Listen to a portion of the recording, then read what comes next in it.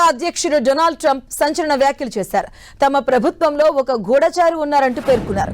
ఇరాన్లో కూలిపోయిన F-15 ఈ స్ట్రైక్ ఈగిల్ పైలట్ కు కాపాడేందుకు యుఎస్ సైన్యం భారీ ఆపరేషన్ నిర్వహించిన సంగతి తెలిసిందే. ఈ ఆపరేషన్ వివరాలను గుర్తు తెలియని వ్యక్తి లీక్ చేశారని ట్రంప్ ఆగ్రహాన్ని వ్యక్తం చేశారు.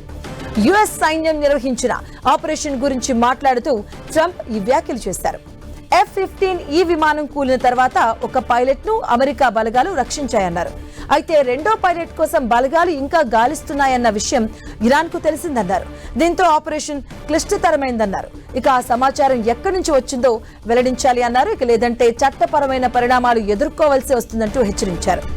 లీక్ కు కారణమైన వ్యక్తిని కనిపెట్టేందుకు తమ ప్రభుత్వం తీవ్రంగా ప్రయత్నిస్తుందన్నారు.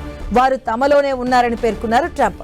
అమెరికా దళాలు రెండో పైలట్ కోసం గాలిస్తున్నాయని వార్త ప్రచురితమైనటువంటి తర్వాతే ఇరాన్ అప్రమత్తమైందన్నారు.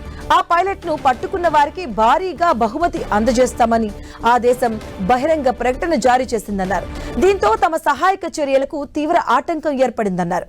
గూఢచార్యానికి పాల్పడిన వ్యక్తికి మానసిక రోగిగా ట్రంప్ అభివర్ణించారు. అతడిని కనిపెట్టి తీరాలని, ఇది జాతీయ భద్రతకు సంబంధించిన విషయమని ట్రంప్ పేర్కొన్నారు.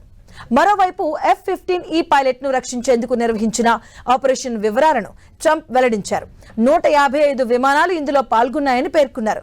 వీటిల్లో 4 బాంబర్లు, 64 ఫైటర్ జెట్లు, 48 రిఫ్యూలింగ్ విమానాలు, 13 రెస్క్యూ విమానాలు కూడా ఉన్నట్లుగా తెలిపారు.